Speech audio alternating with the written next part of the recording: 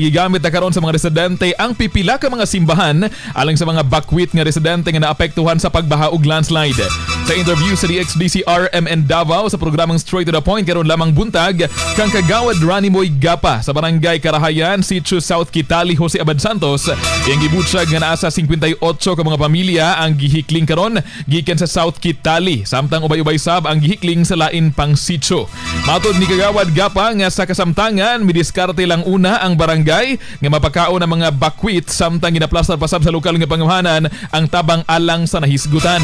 Ato sa paminawon ang nahimong panawagan ni kagawad Ranimoy Gapa.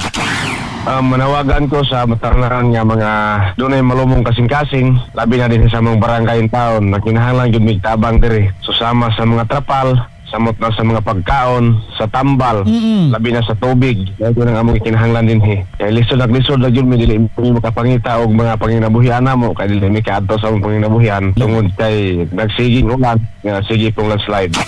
Alang sa mga hinabang nga buot ipaabot sa naisgutan, mamahimong idiretso lamang matod ba kini sa barangay or mamahimo sab nga ipaabot dinhi sa DXDC RMN Davao alang sa atong RMN Oplan Tabang.